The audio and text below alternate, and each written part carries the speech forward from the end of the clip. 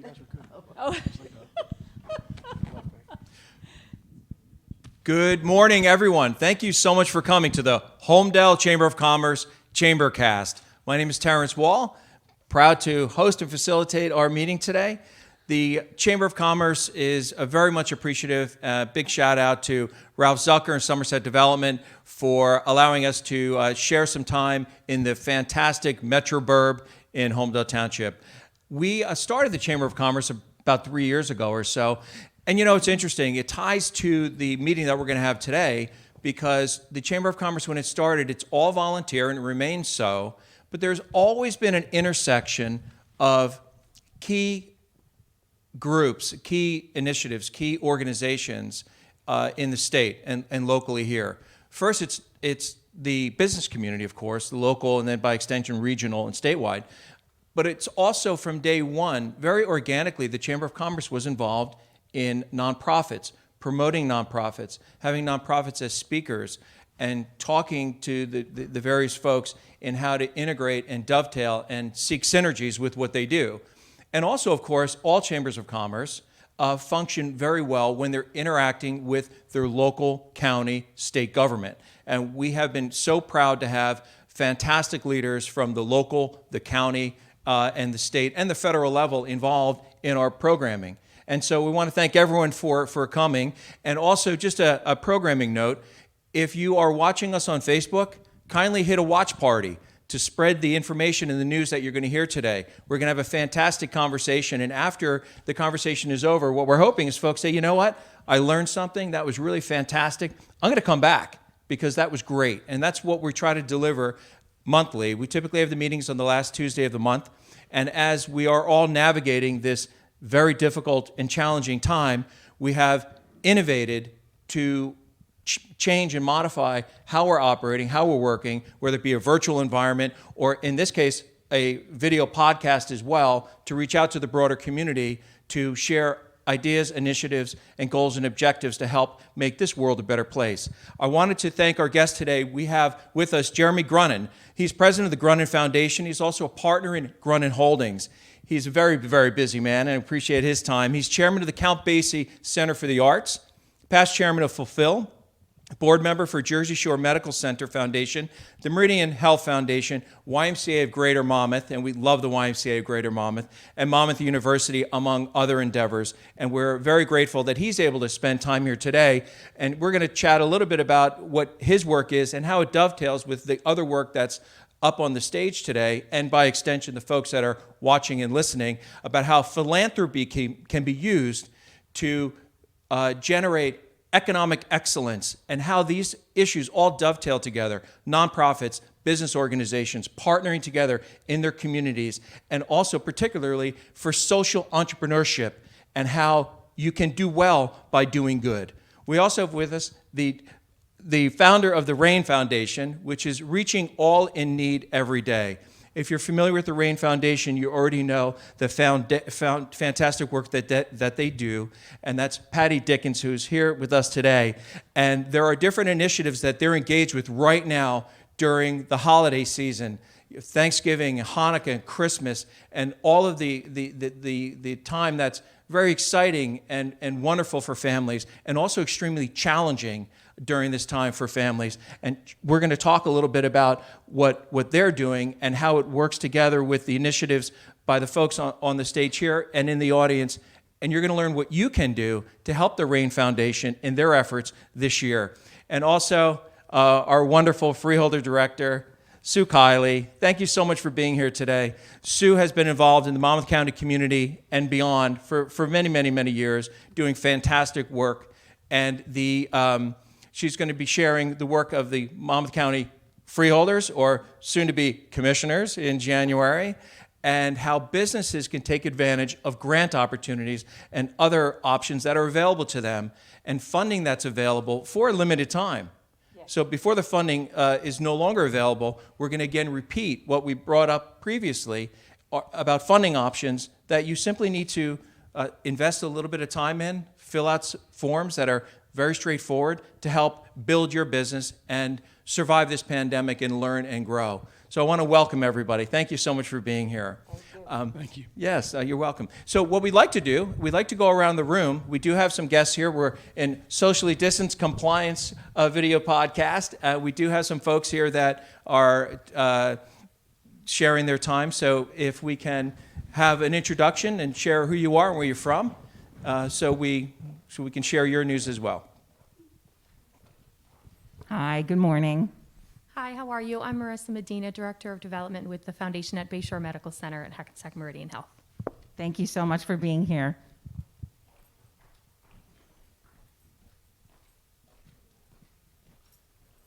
Hello. Hello, I'm Mary Beth Walls-Britzlaff. I am the co-founder and the executive director of Hope for Children Foundation, New Jersey. Thank you, Mary Beth. And Hope for Children has raised over $3 million to help families right in Monmouth County here. And I know you've done a lot of work with the RAIN Foundation as well, right? Good morning. My name is Dorothy Zando. I am Vice President and Treasurer of an organization called the Victor Zando Foundation here in Monmouth County. I'm also on the board of the Women's Club of Red Bank. Thank you. And the foundation's in memory of your brother, right? Thank you. Mm-hmm. Hi, I'm Scott Bolio. My family owns the Holmdel Funeral Home right here in town. I'm Denise Bolio. And the Bolios are very involved in giving back in the local community.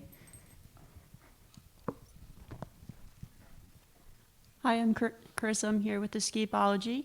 On January 19th and 20th, we're hosting Team Vienna's birthday party along with Swing Loose, VR, and the Gathering Shops. Thank you. And Escapology, a new business here in Bellworks. I think you choose a different charity every month, right, to sponsor? Thank you.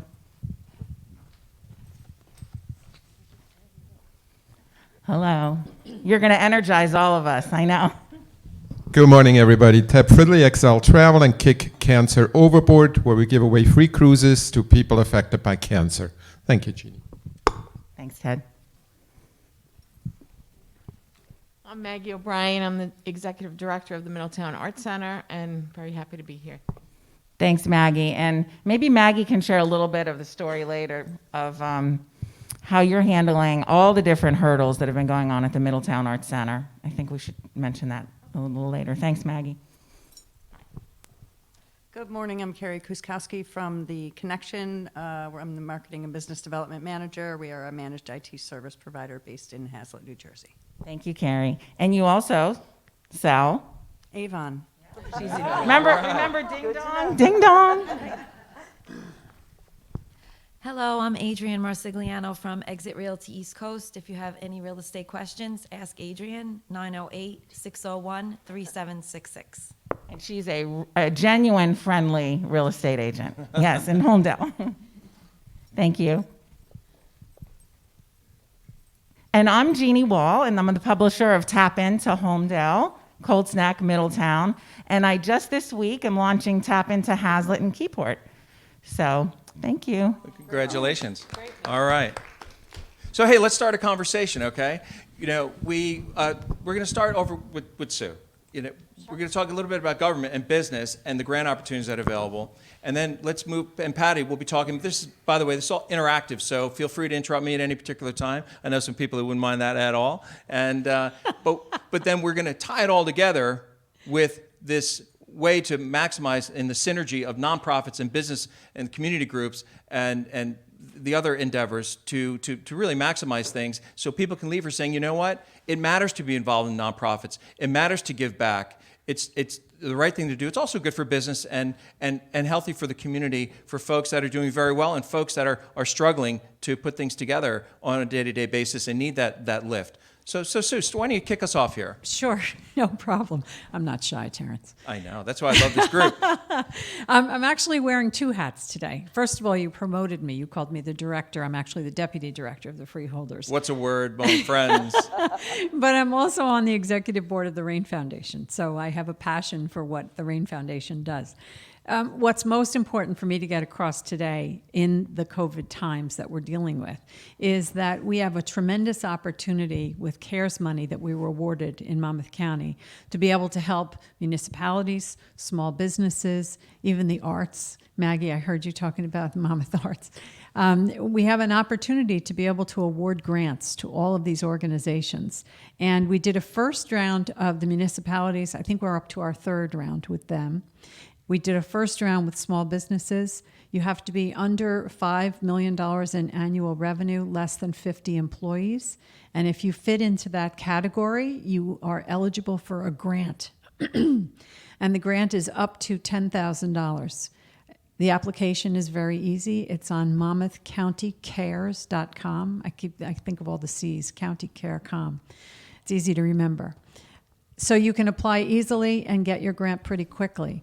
The county, under the direction of Director Unknown and the freeholders, made the decision to manage this process ourselves, and we brought in a company that had experience doing the CARES grants in other counties throughout the state. They've done a phenomenal job with us, and as a result, we've been able to turn this money around very quickly. So the first round of grants has already gone out. People have already received their money.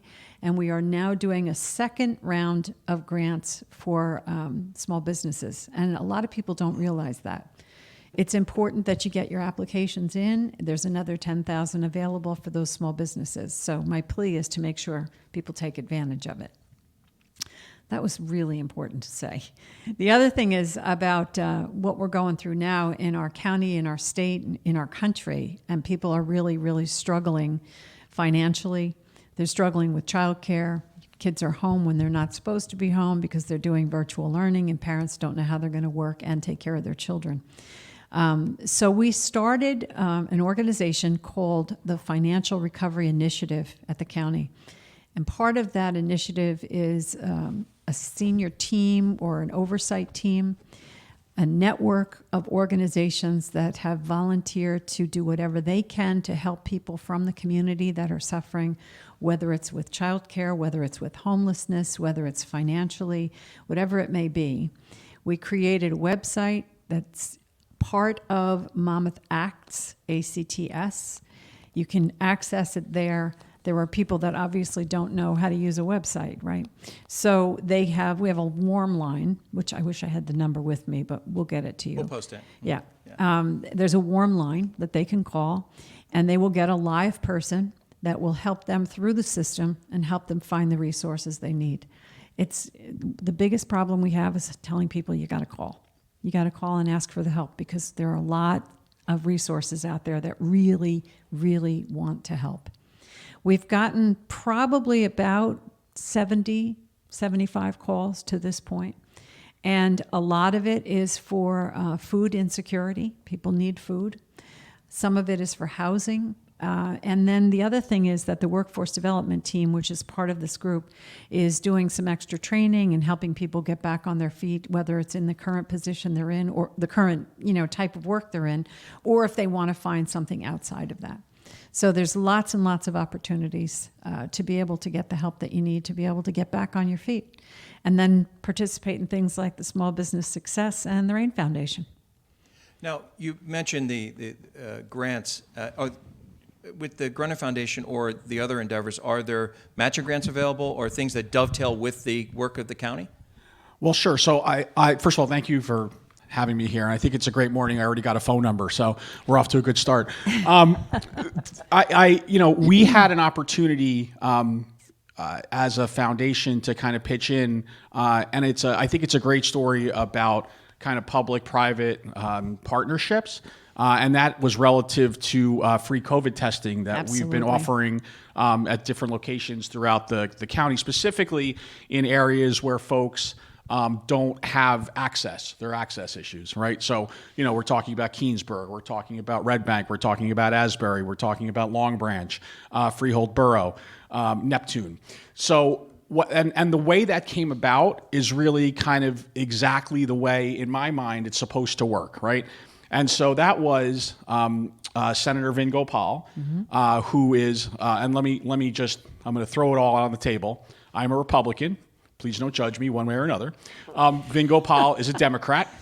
Vin Gopal asked me to be one of the co-chairs of his kind of Restart District 11 group that he put together to kind of help folks kind of think through how we could get Monmouth County kind of reopened, what we could bubble up to the governor's office, et cetera, et cetera. So I ran the nonprofit and faith-based committee for him. In those meetings, Pastor Porter, who runs the Pilgrim Church in Red Bank, brought light to an issue that folks were having access issues with testing, and they weren't the best place that they could really go would be through their places of worship. That's where they felt comfortable, et cetera, et cetera. So I heard the issue, talked to, just said, well, listen, maybe we could help. Made a phone call to Freehold Director Arnone, Republican, and said, listen, this is what I'm hearing. I'm willing to put up money. Would you unlock CARES money as a match to do the same? And without hesitation, he said, that sounds amazing. Let me get back to you. Got back to me within really hours, and we were mobilizing this program. And so to me, that's not only the way that like public-private partnerships are supposed to work, but it's also the way government is supposed to work, Absolutely. right? Listening to the people, regardless of your party affiliation, identifying an issue and saying, now let's see how we can go fix it together. And so that's a long-winded way of answering your question. Well, yeah, and Patty, it's a little bit is connecting the people who need the help, right, at that moment, because we're all in this, the journey of life, right? So it's sometimes you need help and sometimes you can offer help, right? But connecting the people that need the help with the people who want to help but may not know how to help. And that's part of the catalyst. And I think it ties to some of the pillars that you with the Grennan Foundation. But what's your experience in connecting those two key groups, really, the folks who need the help at the moment, right, and the folks that are very much willing to help, but they're not clear on how to make that happen. right. How do you connect them for us? So I'm the founder of the RAIN Foundation, and we started, quite frankly, because my children are spoiled, and we realized that it was important to teach them to give back. And what I've learned, and it just kind of dovetails on something Sue said earlier, what I've learned is I get more than I give, by far. Volunteering, especially for good, a passion, it's a feel-good. So when you talk about connecting need to donors, I think it happens very organically. You get a child that is asking for, and this is real, by the way, asking for boxer shorts for Christmas. All of a sudden, there's 10 people saying, I've got that and I want to help him. And we find that that's really the best way to just tell the truth, tell the story, and people want to collaborate with you on that. Anything I'd missed? No, I completely agree with you. The RAIN Foundation is, I guess after Sandy, just grew exponentially because people didn't know where to turn. And the volunteers, as you said, were passionate about, I got to make a difference. I've got to do something. So I think we commandeered a school because they had a generator and, started cooking and getting food out. But there's a passion for volunteerism that's terrific and very rewarding. It really is. And if I could just jump on that, I am one that I'm always saying, oh my God, we get thousands of people. And my husband actually challenged that and said, there's no way you're getting 1,000 people. So we started counting, and we were finding we were up to 20,000 people over 10, 15 days, So volunteers are all up for it. They are out there and they want to help. And I think what helps us is being very hands-on. If they can come out and see it, feel it, touch it, they're in and they're helping. That ties to a little bit is one of your key goals is building capacity. So can you speak to that? Yeah, so I was going to kind of jump in with that. So we launched a program a couple years ago called Catapult Your Capacity. It's a program that is working to build capacity in the nonprofit community throughout Monmouth and Ocean County. And so I think where it's a little different than what a lot of foundations do is a lot of foundations will do a lot of capacity workshops for their grantees. Jared, can you define? Yeah, I'm going to define capacity. I'm sorry. I'm glad, yeah, it's funny you said that because we use these words and people are like, okay, capacity. What does that mean? Is that like how much we can hold? So capacity relative to nonprofits, it really talks about how much what their ability to do work is, right? So, for example, building capacity in a nonprofit may be strengthening their ability to raise money. It may be strengthening their ability to grow a volunteer base. It may be helping them with budgeting, right? It may be adding personnel. It may be adding infrastructure relative to technology, right? One of the bigger ones is helping with board development. Right, so many nonprofits are really reliant on a strong board, not only to raise money for them and make connections for them within the community, but oftentimes to do volunteer work, right? Because they don't have large staffs. So our belief was that rising tides lift all boats. So if we could help like all of the nonprofits in our communities, then we could make more impact. Right? But the other thing that happens, which I think is so important, is that nonprofits start to organically work together, right? And I heard you guys talking about how you've done work with Hope for Children, right? Yeah. Who I think I was at their gala here when it was in this building a number of years ago.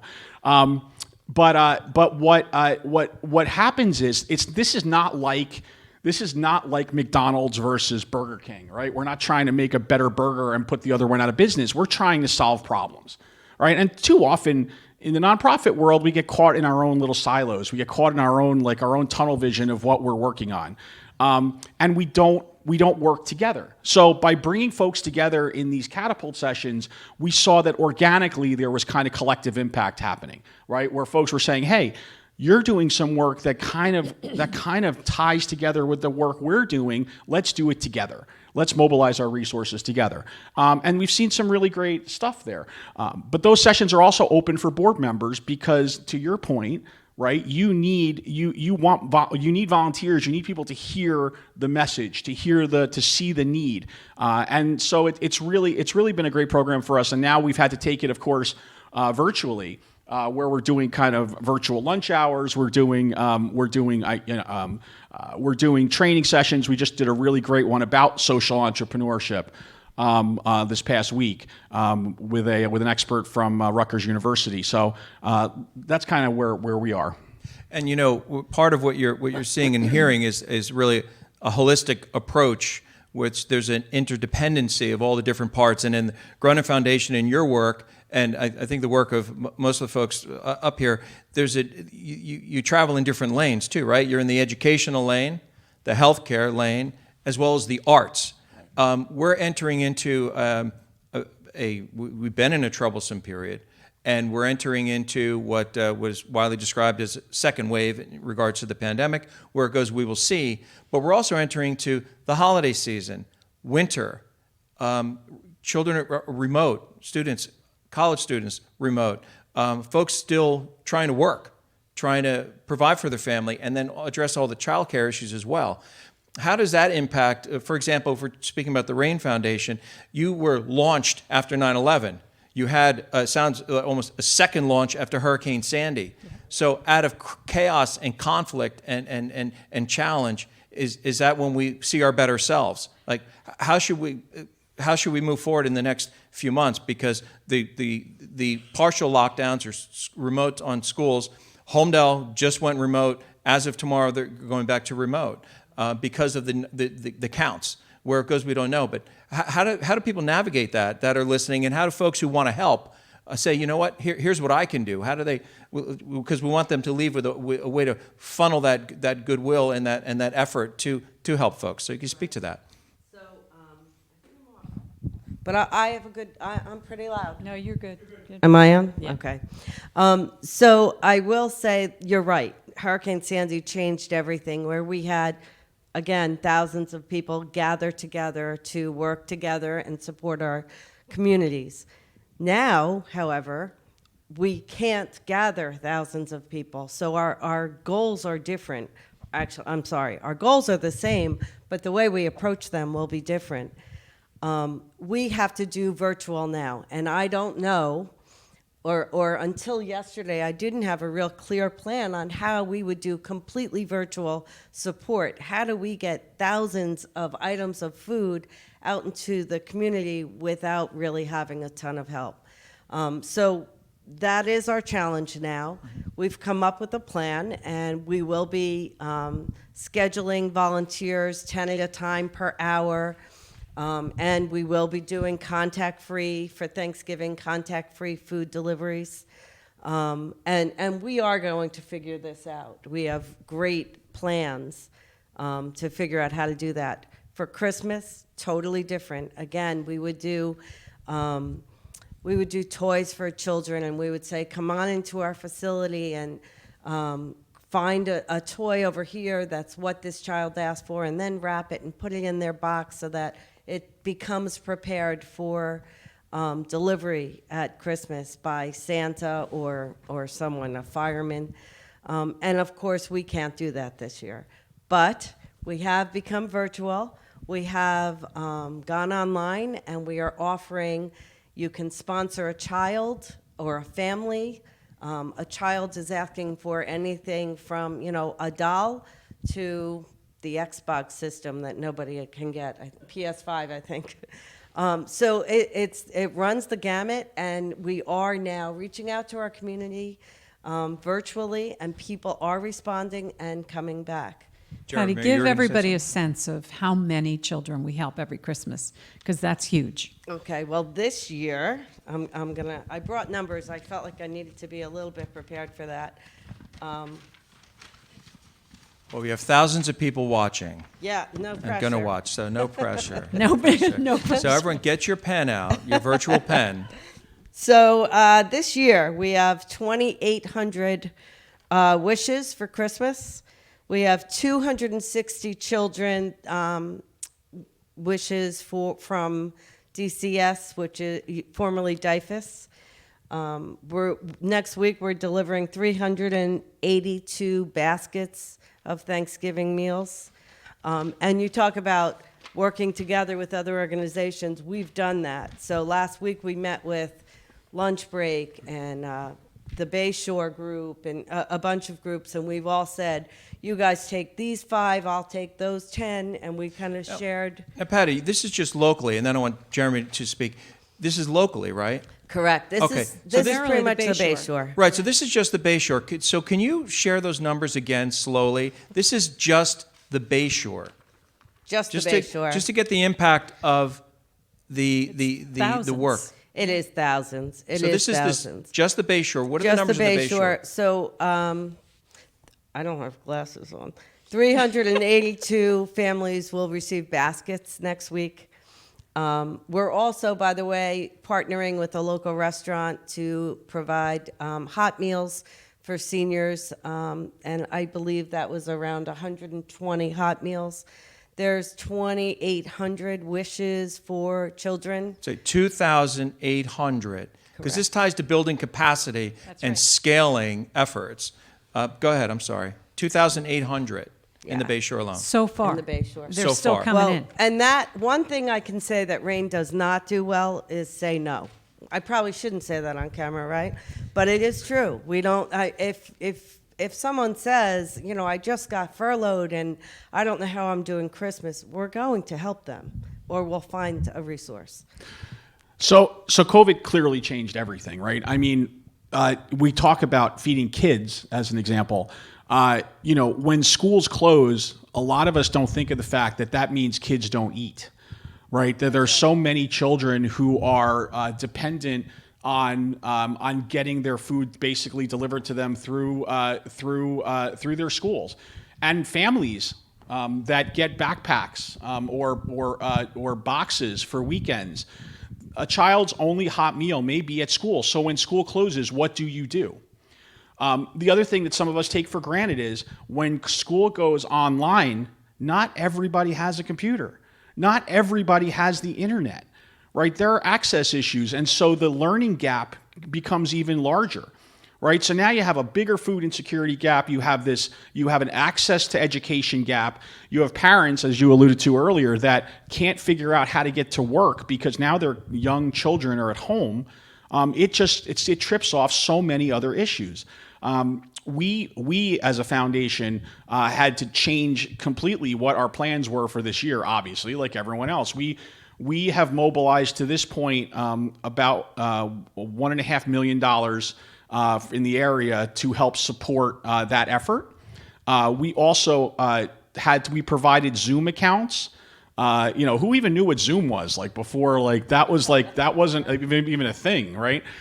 We provided Zoom accounts to over 120 nonprofits that we've been paying for since the beginning of the pandemic, so that they can continue doing their work virtually.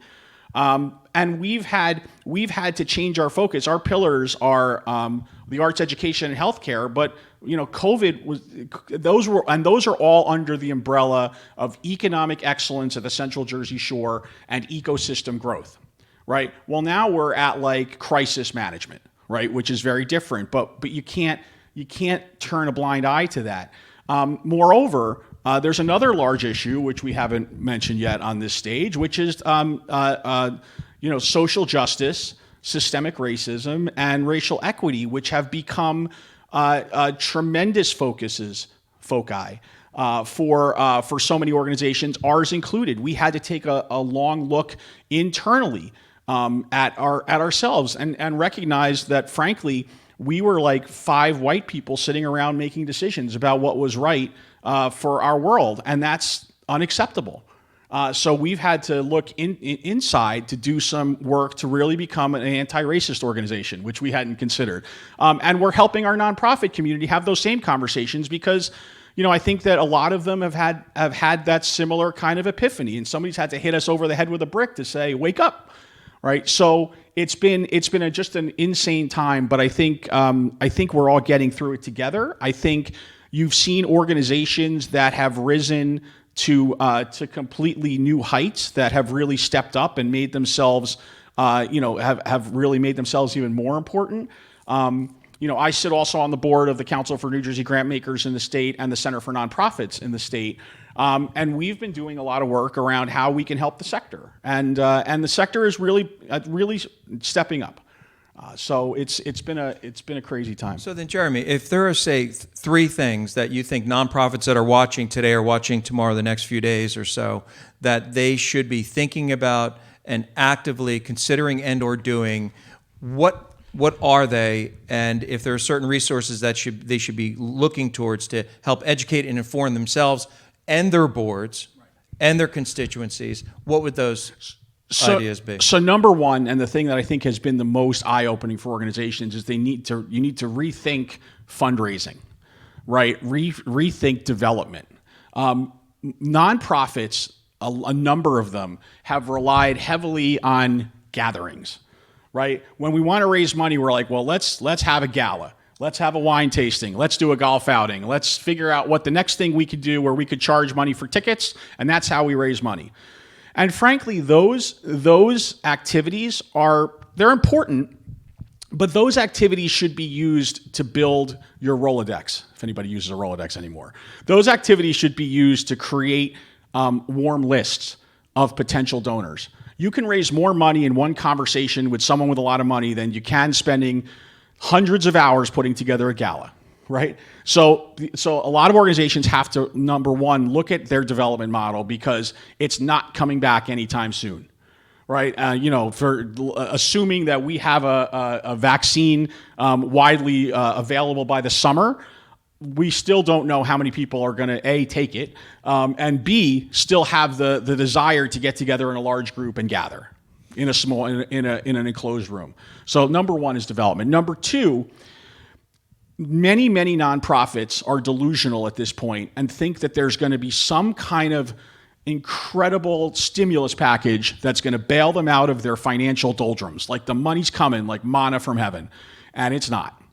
All right. It's just not. In case you haven't noticed, Washington doesn't always work right. we need to look within our organizations and look at how we can build deeper partnerships with other organizations. I use an example, and I hope they don't watch this. I use an example of Ocean County. In Southern Ocean County, we have 2 equestrian therapy nonprofits, okay, that use horses to help with physical and emotional ailments. Now, I'm not saying that's not a great venture, but do we need 2? Do we need 2 executive directors? Do we need 2 CFOs? Do we need 2 of everything, right? And when we can be better utilizing those resources. I'm not talking about merging organizations. I'm talking about utilizing resources together, right? Having a central CFO that can handle all of them. Centralizing your marketing, right? And your social media folks. There are things that can be done together. And space, right? Even physical space. I think we've all had to look at physical space now. Like, do we need that office? Right? Why? Like, we can meet in different ways. Yes. So those are the first 2. Well, and I'm hearing 2 things here. One, to coin a phrase, am I hearing that from the fundraising standpoint, disintermediation, maybe, which is basically you have an intermediary essentially where you have an event, a ticket is purchased, the resources are gathered. There's a ticket purchase, there's an event, there's a cost, there's a net proceeds to the organization, which will then sponsor a family, as opposed to moving the intermediate step out and basically your donation of $50 funds this. Your donation of $100 goes to here. You don't have to go to the event because 100% of your dollars are going to ABC. That's what I mean by disintermediation. Just 100%. So I think the 2 things that any nonprofit wants more than anything else are dollars that are not tied to a meal, right, or a service that they have to give back, and dollars that are not allocated to a specific purpose, right? That's what nonprofits need, along with multi-year operational grants, right? We need to fund operations. There was an old axiom that where a nonprofit would say 98% of our dollars go right to those impacted.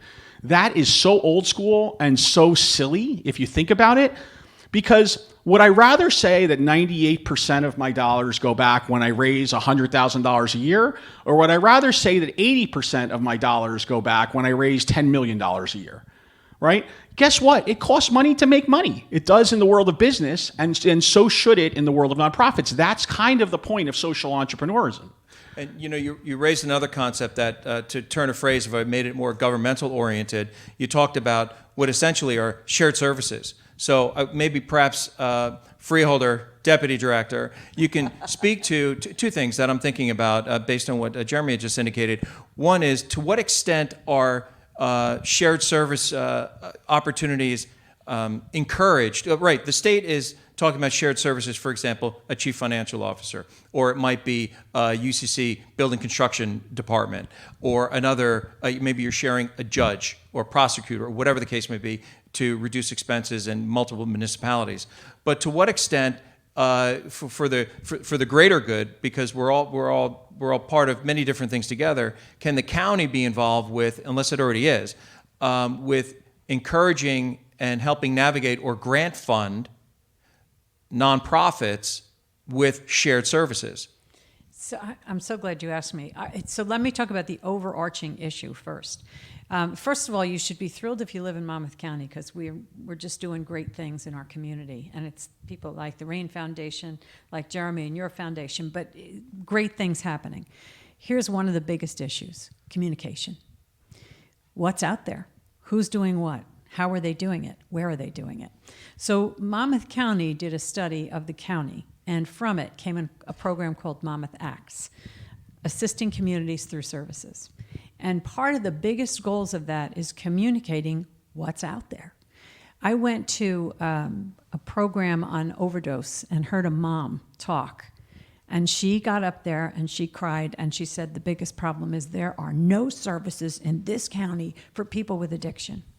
And I was horrified because I know how much is out there, but we're not letting people know it's there. That's just one small example. Nonprofits. The Rain Foundation is wildly successful in the Bayshore community, but does anybody in Freehold know that the Rain Foundation exists? They do now, because we've created a network and we've started to all work together to be able to have a better impact on our community. So when you say shared services, from a business perspective, or a business or county perspective, we'll work with the municipalities. And if there's something that we can do with them to be cost effective and give them a better product, that's what we're doing. Same thing with the nonprofits and the organizations that are part of ACT. They work together now.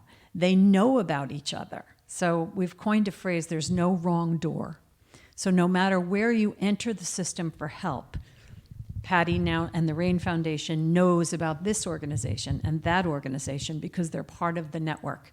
And they can refer to the best place to help anyone that comes through any of the doors. And the network and really the navigators. Perhaps, Jeremy, I think your organization really is, you're one of the navigators for so many nonprofits. Perhaps you could speak to that. Yeah, so I mean that's I think a lot of what we do isn't just dollars. A lot of it is around connecting, right? And because we can't, no funder can fund everything. In fact, I think clearly if every foundation in the world got together and decided that they were going to pull all their money and work on one issue, we couldn't fix it, right? Just with money, there's just not enough. But what we can do is we can also kind of help people get to where they need to get to. I want to give you a larger, perfect example, though, of how government and how can really help the nonprofit sector. And I'll give you, it's the New York Times likes to write about it, and they like to write about it in the negative way, but it works when it's done right, and that's opportunity zones. So opportunity zones are an example of social entrepreneurship, because what it is it's incenting folks to invest, right, in something that they can realize yield on. Right? So you're going to make money on it, which is okay, by the way. It's okay to make money. I know we're not supposed to say that out loud sometimes, but it's all right to make money. And while they're investing and making money, they're also investing in an opportunity zone, which is a tax-advantaged investment area in an at-promise community, meaning a community that needs that investment of money. We used to do this by giving 3% sales tax or like half sales tax, and that was like UEZs, yeah, like urban enterprise zones. Urban enterprise zones. We used to do it that way, but now we're saying, you know what? We want to do it even better. We want to incent folks to build buildings. We want to incent folks to develop and to move their businesses to these zones.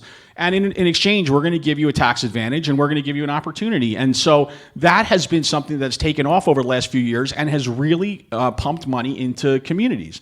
And so that was developed really as a social entrepreneurship project, as an idea that said, here's something that we can do to change the world, and government can help. And it works. Now, look, truth is, are there some opportunity zones that you look at and you're like, what? That's an opportunity zone? Like, that's like in the middle of Brooklyn, and that's like really hopping right now. But of course, we tend to throw the baby out with the bathwater, and we look at the examples of where it's gone wrong, and we don't look at what the overarching kind of opportunity is, which is really to incentivize folks to invest in these areas. Yeah, and we have quite a few opportunity zones right here in Monmouth County. Can you name some of them? They're mapped out by specific zones. Is it on visitmonmouth.com? I don't know if you could find it on Visit Monmouth, but if you type in opportunity zones, you're going to get more information than you could ask for. It's a very popular program. I'll give you an example. I mean, I'll call it the other side of Red Bank, right? Is an opportunity zone. There you go. I know there's parts in Asbury too. Yeah, and you can see where now you could see where projects are taking root, and we're really building up that area of the city, and it's great. I mean, this is how you now. The truth is, you also have to be careful that you're not gentrifying a city, but there are ways to do that creatively and smartly and do the right things. And I think you could see that in what's happening in Red Bank by the train station. Absolutely. And Jerry mentioned something I think is really important. Many businesses, they may be somewhat reticent in the fact that they're also in business to produce and generate income for their companies and things of that nature as they're endeavoring to assist a nonprofit. Many years ago, when I was involved in the Monmouth Ocean Development Council, the phrase was very simple. They call it enlightened self-interest, meaning that it's perfectly okay as you're generating. You need to generate revenue to help to help facilitate initiatives for nonprofits. So, but of course, you need to succeed as well. Oftentimes, whether it's with your family or your business life or your work life or your family life, if you don't take care of yourself, as selfless as you may be, if you yourself or if you're not taking care of yourself, then you're not able to help others. That's right. and maximize your abilities for others, right? Yeah, and there's a movement now, and you some of you have heard of them. They're called B Corps. We're looking at different ways as a world that we're not just measuring companies by how much money they make, right? So right now, if you're on the stock exchange, your responsibility to your investors is to frankly make as much money as you possibly can, right? That's what you're there for. But there are new markets that have developed that are saying, yes, it's important for you to make money, and yes, we want to make money, but you also need to give back and impact your communities in a positive way. And if you're not doing both of those successfully, then you're not doing well and you're not fulfilling your mission. Frankly, if you're a millennial right now, if you're in your 20s and you're getting into the workforce, as important as making money and supporting your family is having a sense of purpose and a sense of meaning to what you're doing and wanting to feel good about that. And those are the companies they're going to work for. Absolutely right. Yeah. I see it in my own children. You know, they're looking for something very different from their work environment these days. Of course, they want to make money, but they want to feel like they're making a difference in their community. Are you experiencing the same thing? I feel the same. I was going to use my children as an example, but you're right. I want to use my children as an example now. My children better be doing their class right now. So it is so true. They think different than we do, and they want to give back. They want that sense of purpose. They want to own something. I don't mean physically. They want to emotionally own something that they're passionate about. So I agree with that. I also worry about the generation, particularly with social media, which I think of as anti-social media. How do you maximize these platforms for the greater good without further disconnecting folks instead of connecting them, which is really almost another topic in another podcast.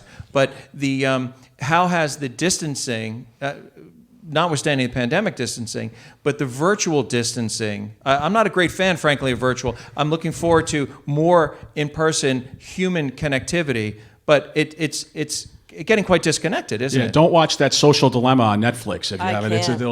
It'll scare the crap out of you. But I feel very differently because I feel like I watch my kids, and I have 3 teenagers, one of them in college, and I watch my kids and I watch the way they interact, and I think that they've learned to they have so many avenues by which to interact with their friends. I never see my daughter doing homework without FaceTiming 5 other people at the same time, right? Like, we didn't have that opportunity, right? And I see that they have the right, because of sports, remember when we had those? Because of sports and other things, they have that ability to kind of interact. I think it's finding that balance, but I think there are more vehicles now than ever before. I think it's our job as parents to make sure that we're kind of putting a governor on it and doing the right thing about it. No, absolutely. And I hope the folks that are watching and listening here in the audience, and thank you again so much for being here, that you're seeing how it's all related. Everything is related from the work that folks do personally, professionally, nonprofit, and for-profit. So as we start to conclude and we start to wrap up, I wanted to make sure that the folks that are here, and also from your own perspective, that the key messages that you want to make sure that people take with them today and to carry into tomorrow and into the world of opportunities through your work. I'd like to make sure that people hear that. So I would like to start with you, Freeholder Director. Deputy Director. You're really struggling with this, aren't you, Terrence? Yes, I'm so, I think in advance. The opportunities that people want to take advantage of, because there's some limited funding with the grant, to the extent that there's an intersection with matching grants and things like that, to make sure that people are listening and they know where to go.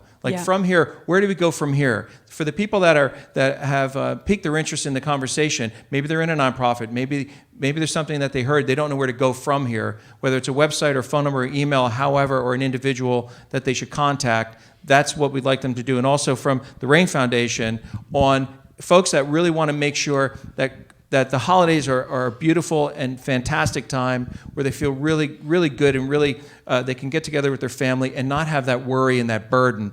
Because folks may want to sponsor and know how to get in touch with you, how to get in touch with the organization. So instead of a list of 2,800 families, that list is 0. That's the goal. If we can accomplish part of that today, then we've had a heck of a good meeting. And then also from the Grunin Holdings standpoint, the different folks, the different issues, whether it's the educational, healthcare, and the arts, the pillars that you'd like people to be thinking about, and any of the resources that you have where people can learn and grow offline, because you have a tremendous trove of resources with the Catapult series and Social Entrepreneurship 101. If people can make that available to them, I'd like to speak to that before we wrap up today. And then we're going to open up to some questions for folks, because you're investing your time here today. You may have a question that you'd like to leave with an answer today, and we want to be able to share that with you. So, Freeholder, can we start with you, please? Wow, real easy question. I think the best thing I could say right now, as far as where do you go for help, would be visitmonmouth.com. Because I could give you phone numbers for mental health resources, for charitable organizations, for shared services. But if you went to visitmonmouth.com, you would find a tremendous amount of information about all of that will really point you in the right direction. The freeholders are all listed there. Our phone numbers are all listed there. I have a tremendous confidential aide in Nicole Policia. She's going to kill me for giving you her name. No, she won't. Nicole. She, if I don't pick up the phone, she does, and she's tremendously responsive to anyone that calls and is looking for help, so reach out to both of us. But we're both available through Visit Monmouth, and I think that's the best direction I can give. The nonprofits are there, Monmouth Acts is there, Financial Recovery is there, so that's probably the best place to go. Thank you so much. Yes, you were going to say. Okay. So thank you, Terrence and Jeannie, for having us today. The RAIN Foundation is a foundation that everyone can get involved in. And I usually end with this, but I want to start here. If anyone has someone that you're aware of that needs help, give us a call. That's easy. Just call us, and we will do it because you've asked. So please do that. RAIN Foundation is there for everyone. We'll be delivering on the Monday and Tuesday before Thanksgiving. I think it's 23rd and 24th. And then we'll start with Christmas. And I would just ask anybody to reach out. We have a Facebook page, which is RAIN Foundation. Our website is www.rainfoundation.com. And we're on all social media, and we have someone young managing that. To your point, it's true. And our phone number is 732-865-3555. Can you spell RAIN for everybody? I'm sorry, that's a good point. RAIN, it's reaching all in need every day, so it's RAINE. Important point, thank you. Yes, because I was researching the wrong organization for a while. So we're better than the other one. So a couple answers to that question. I would say, certainly the RAIN Foundation, but also the United Way of Monmouth and Ocean County has a financial success center. They have navigator programs. Fulfill, formerly the Food Bank of Monmouth and Ocean County, has navigator programs. Lunch Break in Red Bank has navigator programs. There are a number of organizations. Your local food pantries typically have resources available to them if they do not have them in their midst to direct you to where to go, aside from the visitmonmouth.org. But I got to tell you, honestly, 2 years ago, I couldn't say this, and today I can. You can find every single one of those in Monmouth Acts. Yes. So there you go. And those are also great volunteer opportunities. All of those organizations that they are very good at mobilizing volunteers. Although I will tell you, in the COVID world, volunteering is a little bit more difficult. And if you're looking to give or looking for the right areas to give, you obviously have great opportunities here. We do not accept. We're a privately funded family foundation, so we don't solicit. We only give out. We don't take in. But you could certainly visit gruninfoundation.org or our Facebook page, Instagram page, Twitter feed. We don't have Snapchat. We don't have a Tinder account. Yet. Swipe right. I think. It's interesting asking for spelling the RAIN Foundation, and I was really just thinking that the RAIN Foundation brings so much sunshine to families in the Bayshore area. It's really so true. And That was corny. You should have kept that one. wasn't that good? I got him on disintermediation. Did you see that pause? That was I liked it. I was trying to break it down etymologically, and I was stuck. If I slowed down Jeremy for a moment, I consider that a big win. Yeah, I'm just teasing. So the and you know I grew up in Holmdel, Monmouth County. I was sharing a little earlier. I did 9 years on the township committee, my penance, as I would call it, and I'm proud to volunteer for the 3,000 students as a member of the Holmdel Board of Education now. And so, as a lifelong resident of Monmouth County and Holmdel, and knowing Bell Works for so many years, it's wonderful to see Jeremy Grunin here in Monmouth County. I know you spend a lot of time here, right? So, because I want to also make sure all the folks are familiar with the Grunin Foundation here in Monmouth County, and to get the word out of all the different opportunities, all the different fantastic things that are going on, and to log onto the website and learn and grow. And I'm very confident that I could say with certainty for the folks that your mom and your dad and your family have helped for over the years, thank you. They would share with you right now. They say thank you. Well, thank you. We started in Ocean County, came to Monmouth County. I grew up in Ocean County, but we came to Monmouth County on weekends. That was like our weekend getaway. Obviously, we had to come to Monmouth County to eat dinner because there's no restaurants really in Ocean County, but that's a separate issue. My parents, it was very important for them to give back, right, to the communities that had been so good to them since they got here in 1970. So thank you. No, it's wonderful. And learn about their work. And it's inspiring because you see, when you're learning and seeing all the different work over the years, over 40 years, I believe, and all the work of your family, you see so much need that currently exists, and also leveraging the business experience, leveraging the governmental side, the nonprofit side with the business side, and that interactivity. The idea, obviously, is to create catapult, a synergy, to create something bigger than you anticipated when you first were intending on doing well by doing good, for others. And so, what we'd like to do, if we can, if there are a few questions from the audience, we'd like to hear your question now. You share with the folks that are up here today, and then we'll conclude for the day. I have a comment, if that's okay. We accept comments and questions up here on the panel. Hi, I just wanted to say thank you for being here. I enjoy this meeting. I can't wait till it happens every month. But thanks for everything that each of you do. And one comment, I am donating to the Rain Foundation through BCB Bank. Holly is a member. She reached out to the Hazlitt business owners, so we're all helping too. I encourage everybody to help because it is a great foundation, and I know that there's a lot of need out there. I've heard stories, and I don't know how you guys can do it.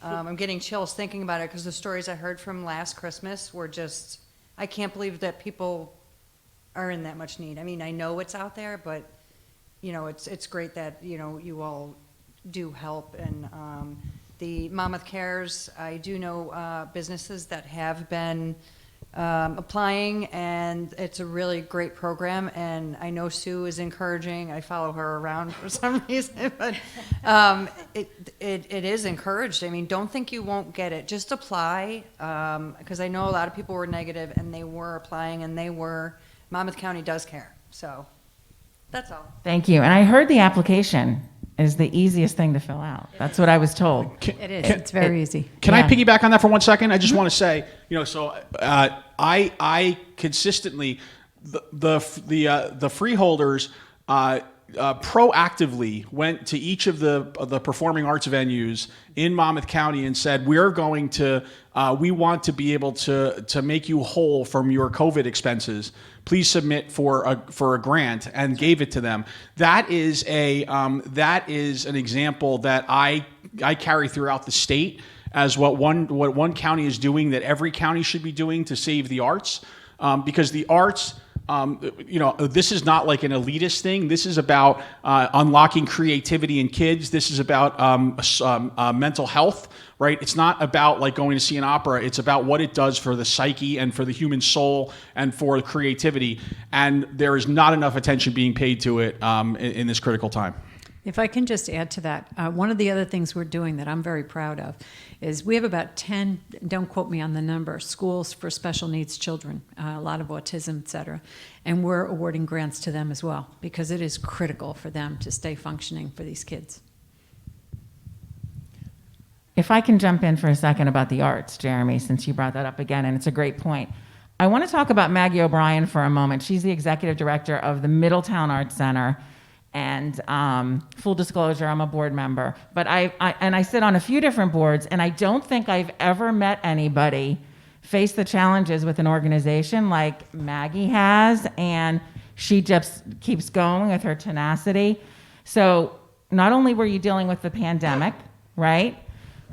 But she totally went virtual. She had, she brought that back again virtually, the Art Center. And then the Art Center had a major flood that ripped out the whole first floor, and no one was able to use the first floor again. That was after everything was up and running. So then Maggie gets a huge tent outside, right? And you're working out there and you're having classes outside. Of course, now the seasons are changing, and then something else happens with the HVAC system, correct me if I'm wrong, and the whole theater floor bubbles up. So now the theater can't be used. So now you found, but she never stops moving, never stops working. I've never seen anyone this passionate in their job, really. And now she found space to rent in a local church nearby, right? And she's shifted to that. And so I don't know, at least now with yesterday's executive order, there is room in there for entertainment centers and the arts. And that's one thing that's on your side. But really, we need to support the Middletown Arts Center and give generously when we can to them, because I can tell you that even with all of that happening, how many students do you have enrolled now? You see, she never stops. That's great. She's always.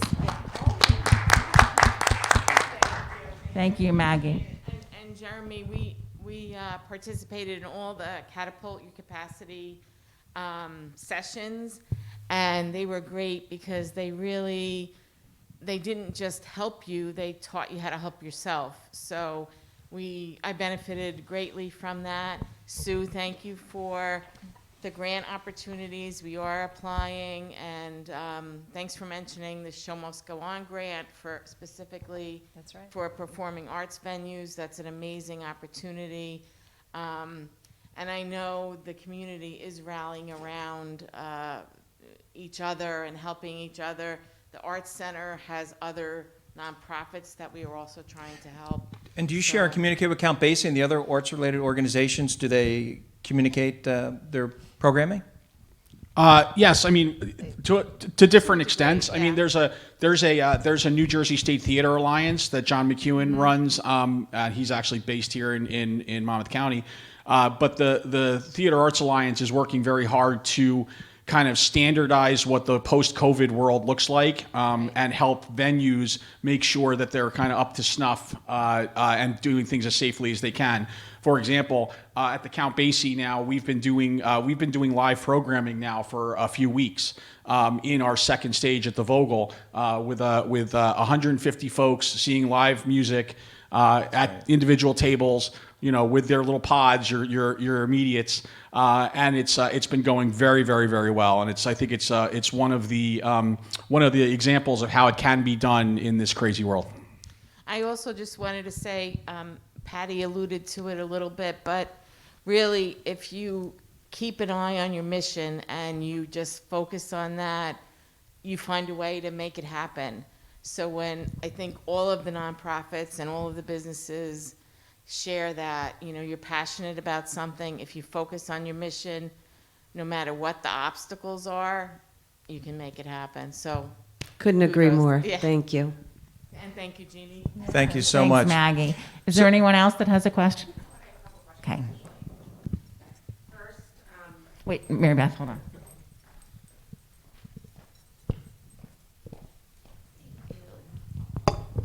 So first is for the Rain Foundation, Patty. I don't know if anyone has seen what they do for the holidays, but it's absolutely incredible how they give to children.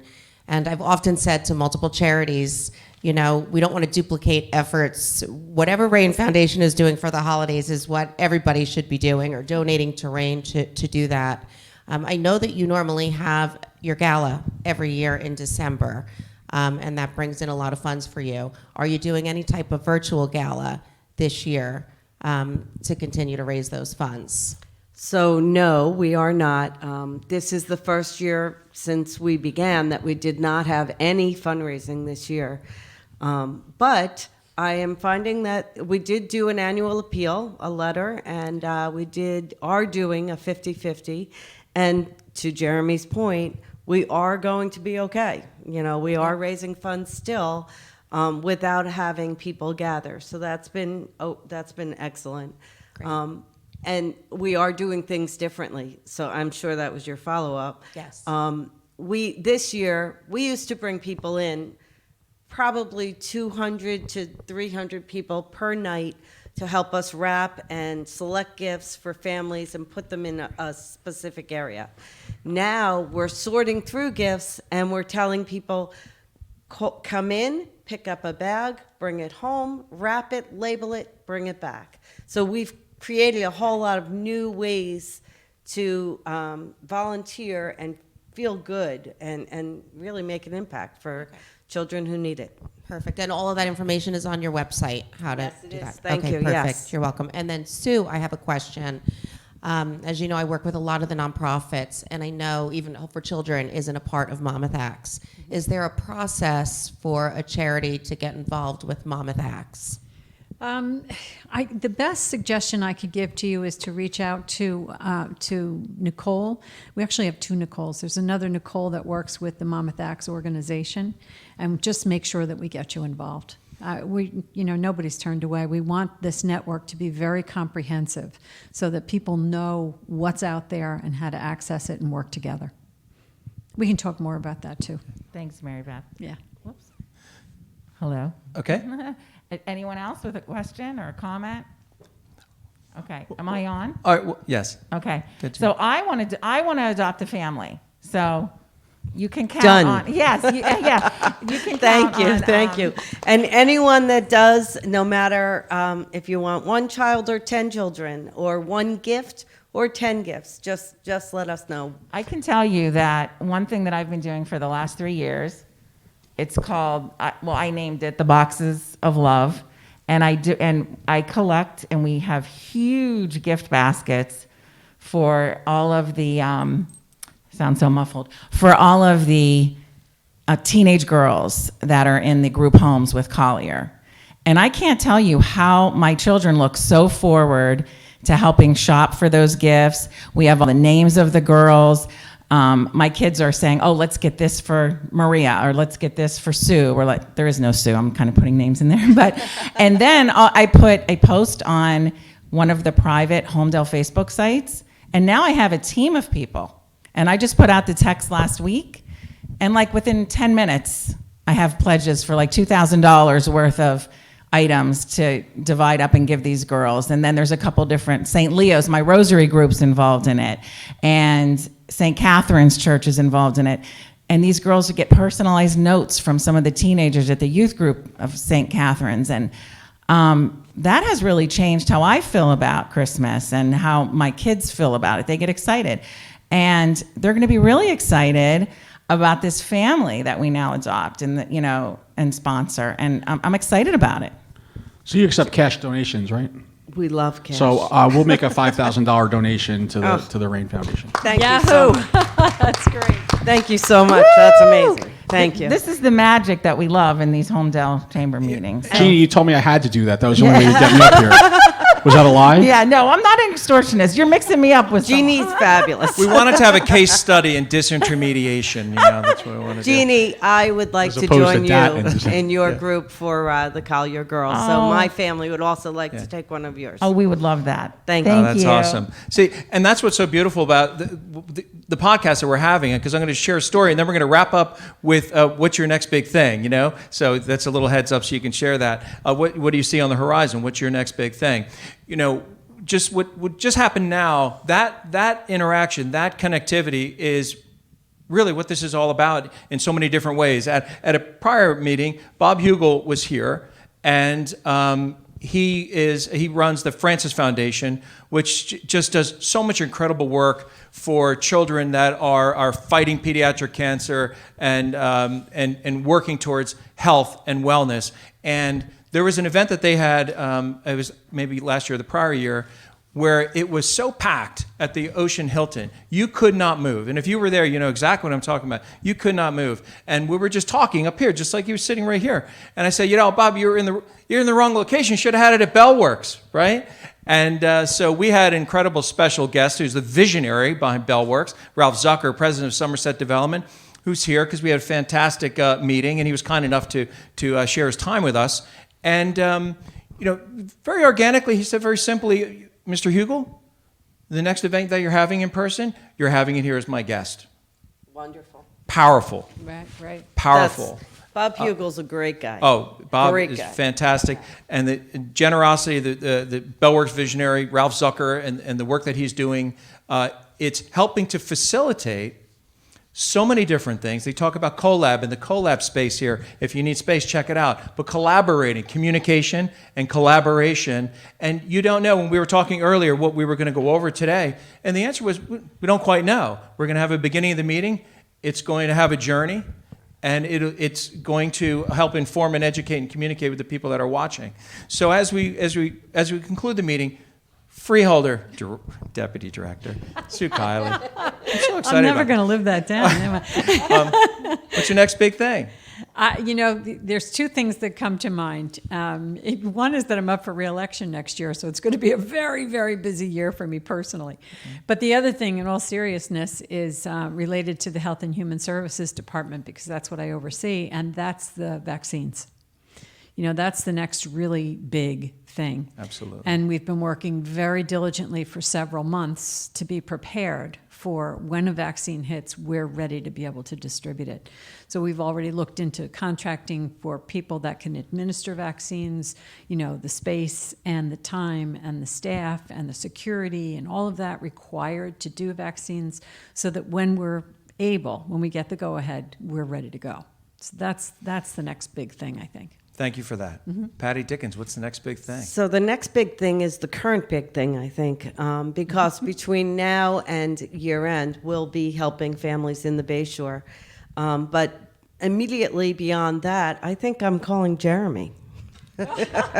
And because we can only get better. And I think with your help, we'll get there. So I think that'll be our next big thing, to figure out how we get bigger and better and can support more and more families. And other organizations can see your success and how they could duplicate. So for their list of 2,800 families in their community, whether it's Ocean, Monmouth, or any county. Right.